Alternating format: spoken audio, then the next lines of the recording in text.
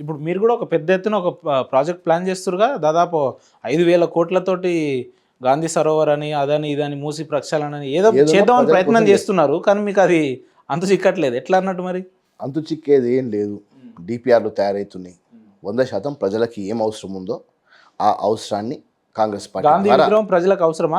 ఏ ప్రజలు వచ్చి మీకు రిప్రజెంటేషన్ మూసీ ద్వారా పోయేటప్పుడు మీరు ఒకసారి ఇదే ఇంటర్వ్యూ పోయి నాగోల్ దగ్గర పెట్టుకుందాం పదండి. 10 నిమిషాలు మీరు ఇంటర్వ్యూ చేయగలిగితే నా పేరు మార్చుకుంటా. ఆ మూసీ వాసనకి మూసి వచ్చే పరివాహం మొత్తం పైనుంచి వికారాబాద్ నుంచి మొదలు పెట్టుకుంటే ఇక్కడ దాకా పైనుంచి మంచిగా ఉంటుంది. కిందికి వచ్చినాక హైదరాబాదే గబ్బు.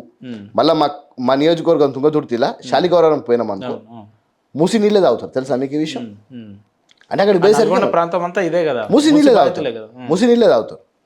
హైదరాబాద్లో ఉన్న గబ్బుని పూర్తిగా తీసేసి దాన్ని సుందరీకరణ చేసుకుంటూ అక్కడ వాణిజ్య కేంద్రాలు పూర్తి స్థాయిగా అక్కడ కమర్షియల్ యాక్టివిటీస్ వీటన్నిటికీ పార్కులతో పాటు కూడుకుంటూ అక్కడ ఎంప్లాయ్మెంట్ వాణిజ్య కేంద్రాలు కమర్షియల్ యాక్టివిటీస్ అంటున్నారు. ముఖ్యమంత్రి గారేమో హైదరాబాద్ పిల్లలంతా ఖాళీగా తిరుగుతున్నారు, వాళ్ళతో కూరగాయల మార్కెట్ పెట్టిస్తా, చేపల మార్కెట్ పెట్టిస్తా అంటున్నాడు. ఎంత హాస్యాస్పదంగా ఉందన్న ఇది అసలు. మా ముఖ్యమంత్రి గారు చాలా తెలంగాణ లాంగ్వేజ్లో బ్యూటిఫుల్గా మూమెంట్ చేసుకుంటూ చెప్తున్నాడు. కానీ ఎవరితోనో కూరగాయల షాపులు పెట్టేనికే ఇది చేయనికే కాదు. ఈరోజు ప్రపంచ దేశంలోనే తెలంగాణ చూసే విధంగా ఎన్నడూ లేని పెట్టుబడులు 5,62,000 కోట్ల రూపాయలు తీసుకొచ్చిన గంత ముఖ్యమంత్రి గారు. ఎట్లా అంటున్నారు మీరు? ఆఫ్ ద స్క్రీన్ అని మీరు అనుకుంటున్నారు. ఫ్యూచర్ సిటీ దగ్గర ఆల్రెడీ కన్స్ట్రక్షన్ స్టార్ట్ అయినాయని నేను అంటున్నా.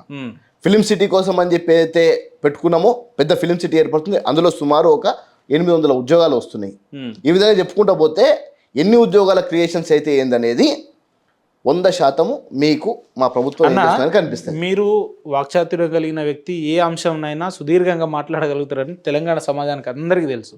నేనేమంటున్నా అంటే ఒక్కటే ఒక అంశము కాంగ్రెస్ పార్టీ తీసుకొని సుదీర్ఘంగా దీని మీద చర్చ జరిపి సక్సెస్ఫుల్ ట్రావెలింగ్లో ఉంది అన్నట్టు ఒక పని నాకు చెప్పండి. ఒక పథకం కావచ్చు, లేదంటే ఒక పని, ఒక అభివృద్ధి పని కావచ్చు, అది చెప్పండి నాకు. బ్రదర్, 10 సంవత్సరాలు రేషన్ కార్డు ఇవ్వలే. రేషన్ కార్డులు వచ్చినా కొన్ని లక్షల రేషన్ కార్డులు. ఒక్కొక్క రేషన్ కార్డు మీద సన్నబియ్యం వస్తుందా? సన్నబియ్యము తిని ఈరోజు హ్యాపీగా ఉన్నారా మా పేద ప్రజలు? పాయింట్ 1. 2 లక్షల రూపాయల రుణమాఫీ చేసిన వాస్తవం కాదా? అది మీ కళ్ళ ముందర కనిపించేదే కదా. నేనేమంటున్నా, మీ ఇంట్లో ఆడోళ్ళు కానీ నా ఇంట్లో ఆడోళ్ళు కానీ లిటిగేషన్స్ పెట్టి, లేదంటే సగం మందికి ఇచ్చినాం అయిపోయింది ఆహా ఓహో అని. నేనేమంటున్నా, మీరు డబ్బాలు సగం మందికే ఇచ్చారు. నేనేమంటున్నా, సగం మందికే ఇచ్చారు, సగం మందికి రాలేదని అంటే 100% జనాభాలో 50%కే వచ్చిందని అంటే ప్రీతం గాడు గుండు గీపించుకొని బరిబత్తలు తిరుగుతాడు. చల్, నేను దేనికంటే దానికి నేను చెప్తున్నా వినండి. 90% ఇదే 10% నేను అంటున్నా.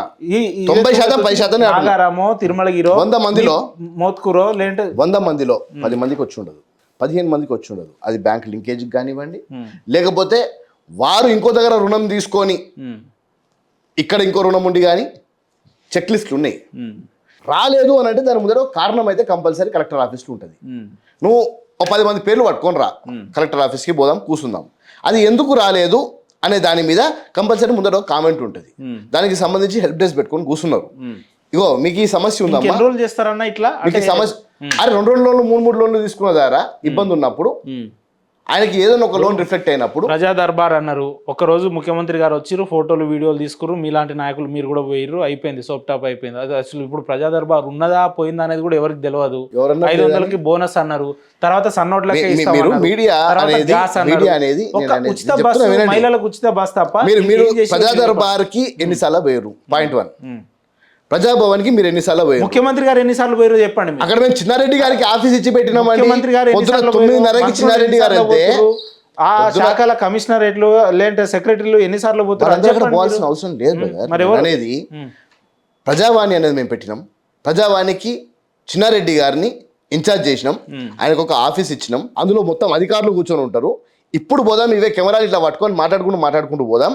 ఇప్పుడు కూడా మా చిన్నారెడ్డి గారు రీచ్ అయ్యి ఉంటారు. ముఖ్యమంత్రి గారు ఉంటారా అంటున్నా. ముఖ్యమంత్రి గారు ప్రజావాణి దగ్గర ఉండరండి. ప్రజల కోసమని పరిపాలించడానికి ముఖ్యమంత్రి గారు సెక్రటరియట్ లో ఉండాలి, వారానికి ఒక్కసారి ప్రజావాణిలో ఉండాలి. రావాలి కదా, దానికి రూల్స్ ఉన్నాయా? అసలు ఫస్ట్ ఆఫ్ ఆల్ గత ప్రభుత్వంలో గడిలలో మొత్తం ఫిక్స్ అయిపోయి ఉండే. మా ముఖ్యమంత్రి గారు చిన్నారెడ్డి గారిని అక్కడ పెట్టి అధికారులను పెట్టి గడీలు అన్నారు, వచ్చిన 150, మీరు మొత్తం 200, వినాలి ఇది.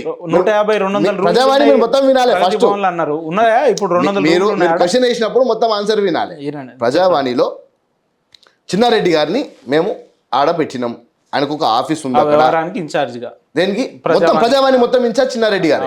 ఎవరు వచ్చినా వారి మాట విని దరఖాస్తు చేసి పర్టికులర్ డిపార్ట్మెంట్కి పంపించి ఆ డిపార్ట్మెంట్కి సంబంధించిన అధికారులు అందరూ అక్కడ ఉంటారు. ఈవెన్ మా ఎస్సీ కార్పొరేషన్కి సంబంధించి కూడా ఒక అధికారి శ్రీనివాస్ అని చెప్పి మేము అక్కడ డిప్యూట్ చేసి పెట్టినాం. ప్రతి ఒక్క డిపార్ట్మెంట్ నుంచి ఒక అధికారి అక్కడ ప్రజావాణిలో ఉంటారు. ఇప్పుడు కూడా పోదాం, ఆన్ ది స్పాట్ కూడా పోదాం. ప్రజలకు తప్పులు చెప్పి అసలు ఏం జరగట్లేదు అక్కడ, ముఖ్యమంత్రి రావట్లేదు అక్కడ అని చెప్పడం రాంగ్. సమస్య పరిష్కారం అవుతుందా లేదంటే పేపర్లన్నీ డస్ట్బిన్ లోకి వెళ్తున్నాయి? ఇవన్నీ కూడా ఆన్లైన్ లో ఉన్నాయి. నువ్వు ఇచ్చిన దరఖాస్తు నీకు ఆన్లైన్ లో కనిపిస్తుంది. ఎన్ని దరఖాస్తులు వచ్చినాయి, ఎన్ని పరిష్కారం అయినాయి అనేది ఉంటది. మొత్తం ఆన్లైన్ అంటున్నా, నో ఆఫ్లైన్. నేను ప్రీతం గారు ఎప్పుడు కాదు, మొత్తం ఆన్లైనే.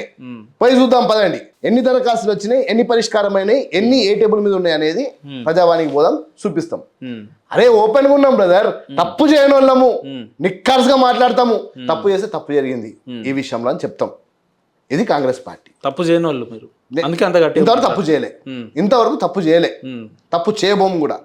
తప్పు జరిగితే పోయి చెప్పేస్తాం, ఇది జరిగిందన్న, ఇట్లా అయింది, ఇది తప్పు జరిగింది, దాన్ని సరిదిద్దుకునే ప్రయత్నం చేస్తాం. కానీ తొవ్వి దాచిపెట్టే ప్రయత్నం అయితే చేయం. అవినీతి ఆరోపణలు ఏం లేవు కాంగ్రెస్ పార్టీ మీద, మంత్రుల మీద, ముఖ్యమంత్రి. ఆరోపణలు చేసేది బీఆర్ఎస్ పార్టీ నాయకులు, పందికొక్కులు లెక్క తిన్నారు కాబట్టి వాళ్ళకి ఏందనంటే ఎక్కడ ఏమొస్తాయి, ఎక్కడ నుంచి ఏం గెలిస్తే ఏమొస్తాయి ఇవన్నీ తెలుసు కాబట్టి వాళ్ళు తప్ప ఇంకొకటి ఆరోపణ చేయడు. ఎందుకంటే పచ్చకామర్లోనికి లోకమంతా పచ్చగా కనిపిస్తుంది. పచ్చకామర్ల నుంచి బయటకు వచ్చిన వాళ్ళు కాబట్టి మా ప్రభుత్వం మీద ఎప్పుడు కూడా బీఆర్ఎస్ పార్టీ ప్రతి ఒక్క నాయకుని పచ్చకామర్లే ఉంది, ఆయనకంతా పచ్చగానే కనిపిస్తుంది. వాడికి ఎప్పుడు మంచిగా కనిపించదు. రాష్ట్రం అంటేనే ఓ నిప్పుల కుంపట్లెక్క కనిపిస్తుంది దానికి. అందు గురించనే ప్రజలు నేనాడు ప్రజల లెక్క చూడలే, దళితుల లెక్క చూడలే. పూర్తి స్థాయిగా మమ్మల్ని ఎట్లా తొక్కేద్దామన్న ప్రయత్నంతోనే బీఆర్ఎస్ పార్టీ పుట్టింది. దళితుని ముఖ్యమంత్రి చేస్తాను చేయలే, మేము అడగలే. నువ్వు చేయరా బాబా, మేము అడుకోలే. కనీసం మా కుండనికి ఇల్లు ఇస్తారనుకో చేయలేదా? దళితులను ఉప ముఖ్యమంత్రి చేసిరు, దళితులని బాలక సుమన్ గారిని ఒకసారి ఎమ్మెల్యే, ఒకసారి ఎంపీ చేసిరు, గాదర్ కిషోర్ కుమార్ గారిని 2 సార్లు ఎమ్మెల్యే చేసిరు. ఇట్లా చెప్పుకుంటూ పోతే చాలా మంది లిస్ట్ ఉన్నది వాళ్ళ దగ్గర. మీరు దళితుల్ని చేయలేదు, చేసినా చేయకపోయినా బాబాసాహెబ్ అంబేద్కర్ ఇచ్చిన రాజ్యాంగం ద్వారా 19 ఇదే పార్టీ అధికారంలోకి వచ్చిన తర్వాత ఎన్ని విమర్శలు దళితుల మీద మనం చూడలేదన్నా?